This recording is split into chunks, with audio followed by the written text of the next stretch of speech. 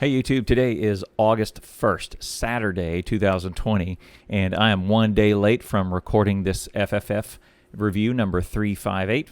I was just on vacation. I am back today. As we are recording this is late Saturday night U.S. time, and I cannot wait to dig into the FFF that was released early yesterday. This is not happening live. Usually every Friday night we do this live at twitch.tv/cloudtown. But if you have any comments, leave in the comment section below. All the links are in the descriptions. If you like this sort of video, make sure you hit that like and subscribe, ring that bell so you get a notification as soon as I post a video with that. Let's get to the FFF. All right, Friday Facts number 358, Alien Decoratives and Polluted Water. As I understand this was posted somewhere around 5 a.m.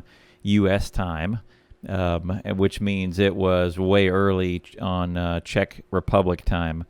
So I think they they had this one well planned out in advance. So good job cloning. Topic number 1 from Jitka: launch party canceled. Yeah, no surprise. The COVID pandemic around the globe is making it really hard to plan the events these days. We're pretty optimistic just a few weeks back. However, the situation here is now changing for the worse, it seems, right? The number of positively tested cases of COVID here in Czech Republic has been increasing, relatively high numbers every day for the past 2 weeks, and the restrictions again taking place. In Prague, face masks are required to be worn again where more than 100 people gather indoors, and no events over 500 people are permitted as of last week, etc. Right. The current uncertainty, together with the fact that at least half of the invited guests will not be able to attend the party, any overseas travel probably canceled, especially from the U.S. and nations overseas. With some of our own team has led us to make a tough decision. We've decided to cancel the Factorio 1.0 release party we're intended to throw on September 4th, 2020. Yep. For all of those who already purchased a ticket, a full ticket price will be refunded. Yeah, it was a kind of a long shot to throw a big party this year of any kind. Any kind of conventions are all off. We hope there will be another opportunity to meet you all in the foreseeable future. Me too. But for now, please accept our apologies for any inconveniences caused. This wasn't an easy decision for us to make. We believe it is the right one. I agree. Jitka and team, I agree. It's real, and the restrictions are there for a reason. Lives are at stake. YouTuber, Twitch, and press suggestions from Clonin. Hey, Clonin. Over the last weeks and months, we've been preparing for the marketing. What is that? What is that word? To Google that. Of our 1.0 launch on the 14th of August, just 2 weeks to go now. Wow. Part of our job is to be sending out some free press keys to YouTubers and streamers and other content creators in the hopes they will give the game a try and help spread the word. To prepare, Jitka and I have been doing our research and compiling a list of suitable individuals to send a key to. It is not a shocking fact to find out that YouTube is massive. That's correct. I think even if we spent a year going through it, we still wouldn't be able to find 10% of the channels that we would like to send a key to. So we decided to start this simple form. You can suggest a favorite YouTuber to us to help make sure they don't miss out on the review keys when we're sending them. If you're interested and would like to help us out, you can fill in the form here. Well, I mean, most of the YouTubers I watch, them because they have some instruction on Factorio for us, right? So they're all the ones that I watch are probably already in the family, but I'm sure there's others out there that like Factorio and another game that watch other YouTubers with a bunch of followers. That's a good idea. Polluted Water, V45, and Posila. Here we go. As we're done redesigning the graphics for 1.0, we could focus on graphical improvements. Because we are so close to release, it's a good idea to focus on the things that are unlikely to break the game and don't cost too much time. I agree. While having a large impact as possible. One of the biggest themes of the game is pollution. Considering that it's one of the least visible elements in the game. That's correct. You can only see it from the map view with the red cloud, or you can see it as evidenced by dying trees, right? On map view, dying trees. There you go. I departed from the reading and just to hit that and comment on it, and they already did the commentary on it. It would be lovely, good word, if we could make grass or decoratives die too. That's something way too technically complicated for now. But one thing that does show pollution is water. For a very long time, we've had green water tiles in the game. We use them only in campaign missions. Oh, look at this. It would have to gradually be moved over. I don't know that we would get a whole lot seen with just a big stark contrast from a dark green to a bright blue. It may have, okay, yeah, look, there may have to be some faded. That's okay, that's good. That's better. And as it's just tiles, it wasn't really feasible to use both of them because transition between tiles would be too abrupt, right? That's just what I was saying. Not to mention water tiles would have to generate that way and dynamically change as the map gets polluted, leading to more technical problems, right? Is there no difference? Oh. Menu place tiles in map header. However, since water has been updated to use a shader rather recently from 3.23, we could make it look polluted dynamically as some typical Posilla dark magic of interpolating and converting the pollution values on chunks. We could blend the land. We could blend between a primary and secondary tint of water tiles. This way also directly tied to the red cloud, and you can see the map on the map, so it's consistent. Oh, okay, cool. Polluted water is spreading slowly. Okay, my question is, does it unspread? Right? So as you go through, you shut some things down, you throw some efficiency modules in. Does it unpollute? Right? The green water tiles still exists if scenarios want to use them. They just always show as polluted. The pollution effect won't show if the show animated water setting is off. I think I shut that off all the time.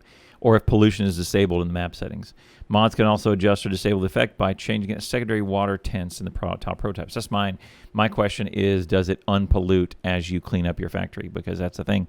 Cutting over from coal to, say, nuclear or solar. Throwing efficiency modules, shutting things down. If you're done with science, maybe you don't need science for a little while. Shut off science, which shuts off lots of production. That's a thing. Interesting. All right, Biter Decoratives from Ernestus V45 and Posilla again, the Magic Maker. When the whole family of biters got their redesign, one of the plans for later was to give them their own biome in the world. Oh, look at there. Okay, I'm looking ahead a little bit. We had some temporary decal and decoration sprites prepared for a long time now, but somebody needed to add them to the map generator. In the end, we didn't want to spend an awful lot of time tweaking generator properties to place them just right. And also, we wanted them to be created under new bases as biters expand. Right, it's like the creep in, say, Warcraft or in Factorio, right? Therefore, we decided to add special logic to generate them as spawners and turrets are created. Spawners and turrets are created. If your mod already has its own solution for creep, you can disable base game by clearing spawn _ decoration prototype property on spawn. So Factorio is either going to want to kill that or blend this in. Factorio 2. Our initial naive implementation was placing the decals just randomly, and Ernestus turned the number of decals created up to 11. These go to 11 to make them cover the ground the way he liked. That in turn made Posilla unhappy because in the middle of biter bases there were too many decals overlapping each other that even your GTX 1080 would take notice of the increased workload.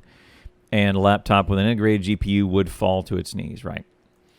That made me realize that the artist probably wished our tile renderer had a texture splatting feature, but it wasn't really ready to change the specification for the tile render yet again and rework it to add more features into this close to release.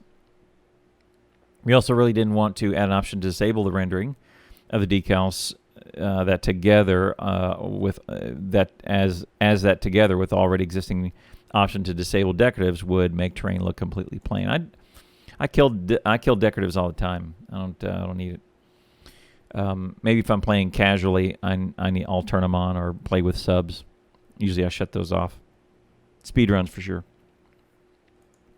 So instead, we changed the decal placement to use Poisson disc sampling, which produces points that are randomly placed but somewhat evenly spaced out from each other. And this fixed the excessive overlapping. Oh, cool. Okay. Once we knew it could actually be generated, including bases created by biter expansions, Ernestus could finalize the graphics. Mucus, mold, eggs, worms, all kinds of bodily fluids, and slimes. Gross. You can see how this immediately looks much more like a nest. That's right. If that's a desert, you usually don't get any of this brown goo in here, but now it does. We decided not to bother with a migration as we need to focus on other things like fixing bugs. So existing biter based on old maps loaded in 1.0 won't have these decoratives. We imagine a lot of people want to start fresh map anyway, correct? It's a nice identifier of a 1.0 map. I did a survey, and either 1 rocket and restart or 100 rockets and restart. It's usually the 2 peaks. I did a pretty good poll on Reddit and to unearth of when people start over, and that this based on the data, this is a true statement. Both Polluted Water and the biter decoratives will be released on the 14th of August in 1.0. Okay. Interesting. So all that's coming. All right. Well, there you go. Polluted Water is coming, as well as biter decoratives. And launch party is canceled. It's a bummer. Yeah. That's a bummer. I hope this gets done so we can just post not canceled, but maybe postponed to a different time once Factorio's had its amazing success on launch day. And there we go. That was FFF number 358. It was originally released on July 31st. I am 1 day late with this recording, but I wanted to get in there and release it out.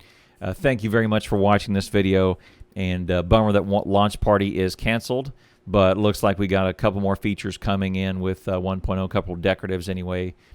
And man, I'm just so looking forward to launch day. And we're going to play us some Factorio. Thank you so much for watching this video, and we'll see you next time.